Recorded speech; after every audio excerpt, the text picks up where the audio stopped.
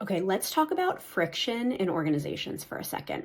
So, I just got off of a call with a group of aspiring business coaches, and they were sort of just being curious about where I spend my time when I'm working with my clients, and kind of around this question of like, how do you just always have more and more work? How do you create long-term client relationships with clients who just keep renewing year after year?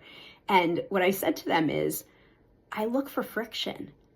Organizational friction will always be there. Always. Why? Because we are humans working together towards a common goal that hopefully we all care about. And when lots of people care about something and they're trying to get to that result, that desired outcome together, there's going to be friction because we're not all going to think that we should get there in the same way, in the same style, in exactly, I guess, the same way. I already said that. So there will always be friction within organizations. As a leader, we have to understand how to find the friction and how to navigate the friction. As business coaches, we do too. No one is paying us, whether we're leaders or coaches, no one is paying us to come into their organization to talk about all the things that are going great. Hey, wow, we just sat in a room together and talked about unicorns and glitter sprinkles and what are you paying? No one's paying us to be leader. Listen, leaders get a little more flexibility. If you're in the org, of course you're going to spend more time talking about the great things. And I just of course, as a coach, we celebrate the wins and we talk about the moments that feel good. But let's be clear, 95% of the work I'm doing with my clients is us talking about the stuff that feels bad. It's the friction. It's the people across the aisle that they are not having successful moments with.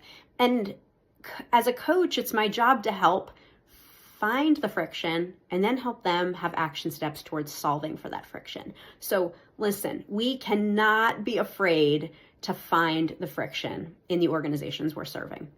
Again, whether you're a leader or whether you're a coach. And quite frankly, I think every leader should also be a business coach. So there's our overlap. Let's all commit to finding the friction. And just one other thing, I was going to use that as my closer, but I have one more thing to say, which is, the number of times, especially early in my relationships with new leaders, where we'll get to the end of a session and they'll say, I just feel like I complained the whole time. And what I'll say, and they'll say, really, I'm not unhappy here. I'm not. I don't know. Somehow I just spent a lot of time talking about things that didn't feel good today. And what I'll say to them is, well, yeah. I mean, again, you're not paying me to sit here and just talk about how great everything is. You're paying me to come here to help you find your largest friction point. Part of getting to action is to spend a little bit of time in the sludge that doesn't feel so good, right? What happened in that scenario? What is the situation? What parts of it specifically didn't feel good? Which parts of it do you think didn't feel good for that person? And then there's a moment in coaching where we flip the switch from talking about a situation that didn't feel great to defining and practicing and prepping that leader to go take the next step so that that friction point can start to go away. All right, so let's commit today. Let's all go find a little friction in the spirit of flipping that switch from what doesn't feel good and is friction towards action steps that feel good and are healthy and are the right thing for the organizations we serve. Have fun finding your friction. See ya.